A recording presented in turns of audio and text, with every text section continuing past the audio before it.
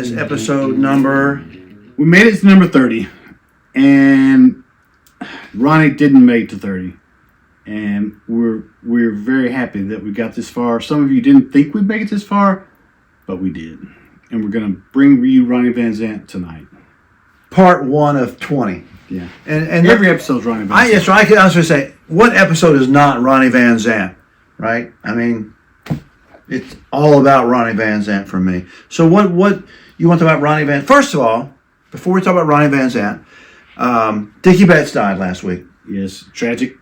Man, Dickie was 80, I think. It's not tragic. He had a great life, man. Great life. Didn't he have a head fall not long ago or I don't know. Years ago? And I just know that I loved his guitar picking. I loved what he did. My favorite Allman Brothers song, now we're going to spoil the Allman Brothers episode we're going to do later, but you know my favorite Allman Brothers song is?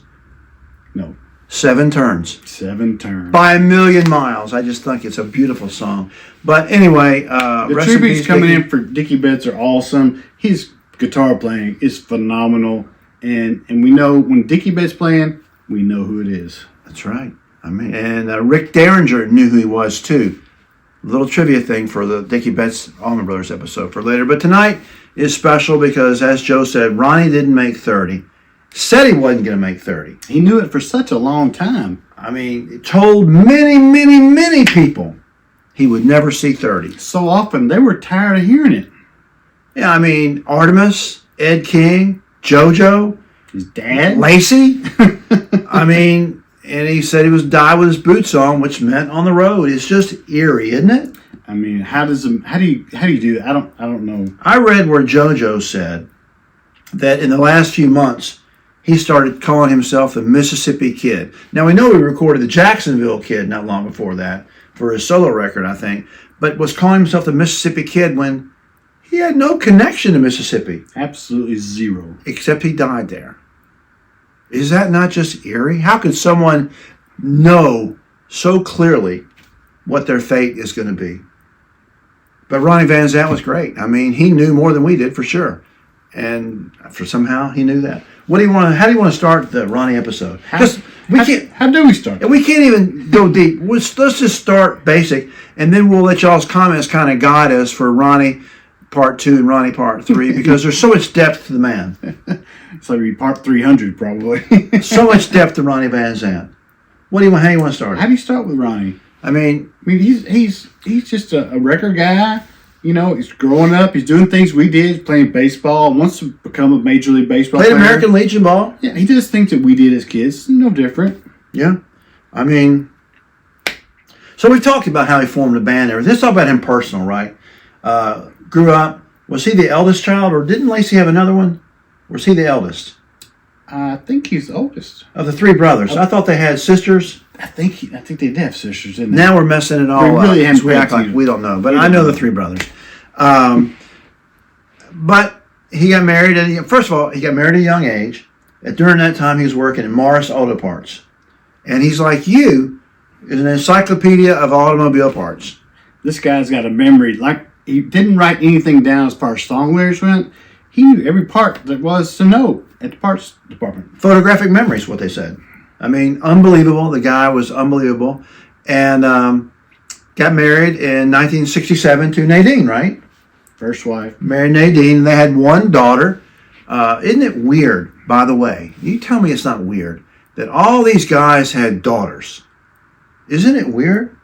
I mean, you think about Steve, Gary, what he and Dale have like 9 daughters.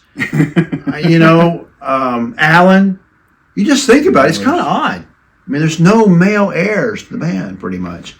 But, so Tammy was born in 68, I think. She went on to become a musician. She played some. She did some stuff. Yeah. But that marriage didn't last long. Mm-hmm. Ronnie was, I guess he was, when he got married? 20. Pretty young. They got divorced. And then Gary Rosenden, as I understand it, hooked him up with a girl in 1971 or 2 that they met at the comic book club in Jacksonville. They played some there. Named Judy. So Gary was a matchmaker of sorts, I guess, and he married Judy. they went on to have a daughter, Melody, in '76, I think. What a beautiful name. Yeah, I mean, yeah, right, right. I mean, you wonder what the talk was between Judy and Ronnie about what the name was going to be, you know? But yeah, Melody is pretty cool. If there had been a sister, it might have been Harmony. You know, who knows? But I married Judy, and Judy's somewhat controversial, but not to me. I mean, Judy participated in, the whole keeping Ronnie's name and memory alive. Yeah, she made money off of it, but she deserved to, right? I have no problem with that. But she kept the memory alive. There was a Freebird Foundation at the Freebird Festival. You went to Freebird Cafe. Anytime, yep. I mean, all kinds of things going on. But so they were married when he died. I think the most interesting thing about Ronnie is when you talk to other musicians and other people, friends of his, and they talk about how smart he was. Right? We heard that from Charlie Daniels. Al Cooper. I mean, and I think that the other thing I noticed about Ronnie is that he was the band leader, the band president, the band manager, the band director. He ran the show, And it was a tight-knit show. He wanted things the way he wanted it, chord for chord, note for note. Yeah, there's been some discussion lately about Steve Gaines when he came on the band, into the band, and he met him at Myrtle Beach. And did he play when he got into Myrtle Beach that first show? I don't think Ronnie would have let him play much. He knew T for Texas and impressed him, but I cannot imagine Ronnie letting him up on stage without knowing the songs note for note. Am I right? Be interesting to find out. I mean, it doesn't sound like Ronnie because his guys were on it every show. I mean, the songs were just perfect. So who knows? I'd love to know somebody who was at the Myrtle Beach show because that'd be so interesting to find out how far Ronnie was going to go with Steve, a talent like that. I don't know. Some of you people were there, and I want to see the ticket stub from the Myrtle Beach show because I think that's cool. Did you read that in the comments? Some guy got stood up. He had 2 tickets, and so he still has 1 whole ticket from that show at Myrtle Beach, Steve's first show. I did not see that. Is that not cool? You should read the comments more. Yeah, I should. It's very cool. And if you don't know, we reply to the comments all the time. So it's as much fun as the episode. But Ronnie was able to keep the band together. You look at so many other bands, and they fracture. The Rolling Stones, for instance, they stay together.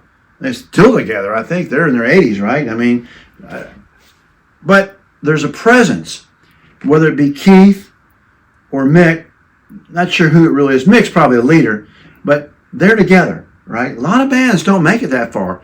We were talking about Marshall Tucker earlier, who's going to be he's coming up very shortly. They broke up in the early 80s. They weren't really together 10 years and just fractured, right? These guys all go different ways. But I think Lynyrd Skynyrd, whatever form, was not going to fracture. I think Ronnie was probably very intent in keeping his band together. This is what he worked for. He had a plan. He had a plan, and he wanted to make it come out true. I don't know what the plan was. But he wanted it to work. But the man was, his IQ, and he wasn't all that great at school, right? He wasn't that interested. And I think there's a lot of geniuses, like Einstein made a C in math, right, in high school or something. Just wasn't interested. But Ronnie Van Zant was clearly, highly intelligent, great memory, great mind. He just knew, and he was a leader, right? Not that, he was. Were they scared to quit the band? What? Yeah, was there a little bit of fear going on? We don't know that. I don't know, just something beautiful about Ronnie Van Zant and how he was able to manage it. And these guys probably all needed leadership, right? I don't know about all the home lives. I know Gary was raised by his mom pretty much. They needed a strong figure in their lives. And, of course, Ronnie got that from Lacey. Having Lacey, who Lacey called himself the grandfather of Southern rock? The grandfather? Something like that. But don't you think that our bandmates, they put their faith into Ronnie? Because, they had faith in Ronnie because they saw what he could do and what his smarts could do. Yeah, he talked Leon out of the ice cream factory. You know, I mean, there's just so much there about Ronnie and the power of his personality. And when you saw him on stage, you know, he's what, 5'10"? He's not a big guy. Oftentimes barefoot, so he wasn't wearing stacked heels or nothing. But he felt like a giant when you were at the show. It's just something about it. Just, I don't know. It's a power. And I always compare him to Bruce Springsteen, who I thought had the same quality. Just amazing power that resonates from it. And he don't run around the stage, right? He don't take scarves off like Steven Tyler or Rod Stewart. Not Ronnie. He's just up there, and he's just blowing you up, right, without doing anything. It's amazing. His vocals, you know, just brought it out. It's amazing. And it's a power. Yeah, yeah. And it sounded like the Ronnie Van Zant cheerleaders here, but his songwriting style was unique in many ways, but he could somehow tell a story from things that just happened to him. You know, we'll have a Ronnie Van Zant songwriting class later, but just the way he could tell a story. We talk about Charlie Daniels could make up a story. Ronnie could tell a story. There's a difference, right? He didn't have to make up wild stuff to write a song about. He was living the life. Give me 3 steps. Was as real as you could get. And there is a jug, right? And there is a jug, and there are witnesses to that event. Yeah, which is just so cool. What else you want to talk about Ronnie Van Zant? What else is great about Ronnie? Ronnie's just a fisherman. He just loved to fish and relax, like we all do. That's where you get out and you relax and do your best thinking. Out on the lake, you know, trying to catch a bass. He was real. Yeah. Ronnie Van Zant was real. And that's what so many other rock stars, and even people that we know, they're just not real. But he was real. He was original. He was, we always call him, he was the hero for the common man because he was a common man. And that's what his songs were about. Yeah. That's what he lived and breathed. Listen to the song, All I Can Do Is Write About It. I mean, Give Me Back My Bullets was a brilliant record in a lot of ways. But All I Can Do Is Write About It, he's just talking about country living. He's talking about fresh air, talking about, you know, he can see the concrete creeping, you know. And it's just something beautiful about that for those of us who come from the country. Those days are leaving us, you know. They're disappearing. Yeah, and that bothered Ronnie. He saw it coming. I don't know, just a brilliant man. It's a brilliant song. Not my favorite song on the record, but it's a brilliant song. You have a favorite song? You know what my favorite song on that record is, don't you? I didn't know you had a favorite song. Oh, Give Me Back My Bullets? Yeah. Every Mother's Son. It's one of the great ones. By a Million Miles. It's one of the great ones, for sure. Oh, my God. I mean, now it's fun to sing Give Me Back My Bullets. Because it's so... Give me back. Give me back. You know. So that's very cool. I don't know who came up with that idea, but it's very cool. So Ronnie had... he went from nothing to on top in just no time. You know, because they were playing at Pinocchio's in Atlanta, and all of a sudden they were open up for the Who at Madison Square Garden. Ronnie worked for it, and his work ethic led him to these things, but he had a feeling these things were coming. It wasn't like just happenstance for him. He was working very hard to make these things happen. Yeah, but it takes more than fate. You're right. He was working those guys at the Hell House. When they went and did a show, of course, there's a story about the Muscle Shoals sessions being, you know, the tape being upside down, so it sounded muffled. So the greatness wasn't played right away. Maybe that had, you know, something to do with them taking a while longer. But meantime, he's hitting the clubs, and they're touring incessantly, you know, playing these week-long gigs and stuff.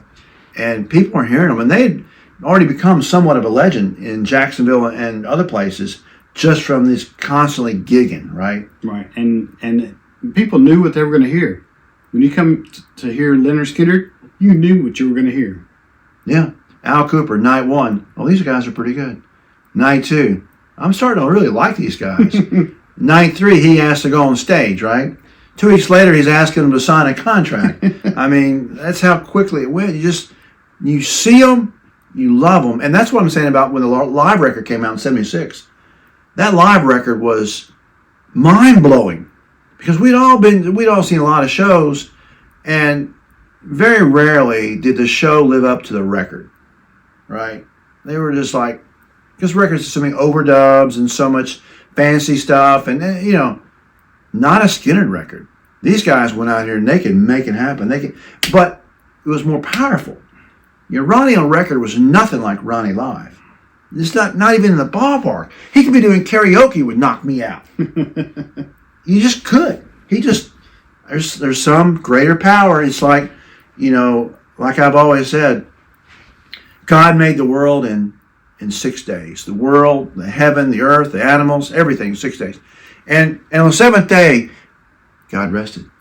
You've heard this, right? This is true. It's in the Bible somewhere. God rested. Except for just a little while. This is a little known fact. But just a little while in the afternoon, God got up. He got up from the couch. I guess it was during a commercial. And he said, I need to do one more thing. And he gave us Ronnie Van Zant. That's what God did on the seventh day. During a commercial from the football game, gave us Ronnie Van Zant. We thank God every day for Ronnie Van Zant. Don't you? He's led us in some very nice directions. I mean, what would we be like without Ronnie Van Zant in our life? Oh, I can't imagine. Can't imagine how it would be. I mean, he's an idol for us. I mean, he's somebody we look up to. We don't.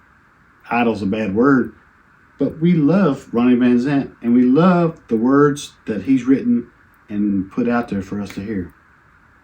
A lot of life lessons. I mean, I said every mother's son, right? A lot of life lessons. I learned from Give Me 3 Steps, do not mess with another guy's girlfriend. I'm not going to fight him over his girlfriend. That Smell. Very, very good song. Even Needle and the Spoon. You think about all the life lessons we've learned from Ronnie Van Zant. Don't Ask Me No Questions. Right? Made in the Shade. It's just us. We need a break. Am I Losing? All of us need a break. All these things have happened to us, or we've learned from it. I mean, Ronnie Van Zant. Storyteller, but a life lesson teller. The very, very best. So, are you done for now until part 2 or 3? I think we can keep going and going, but we'll have a whole episode on him and Neil. We have another long short. Yeah, I know. Anyway, we don't want to make it too long. What I want to do is hear y'all jump in on the comments and tell me your Ronnie Van Zant stories. Tell me your favorite, lessons from Ronnie. Let us know just anything you can to help us learn more about our favorite band and our favorite band leader of all time, Ronnie Van Zant. Anything else? We love to hear all your comments. Gosh dang it, yeah. And Johnny, if you'd ever like to come on and talk about your brother with us, it'd be so much fun. So you always have an open invitation. We can't pay you much. I'd buy you lunch probably. But I promise you it'd be a good time. All right? Anything? It'd be a really great time. It'd be a great time. Johnny! So we love all y'all. Please share this with your friends. We need more subscribers. We get to 1,000 subscribers. Something special's coming. Promise you that. Until next time. Thank you all very much. Thank you all very much. And we'll see you again for episode 31 on Skynyrd Shorts.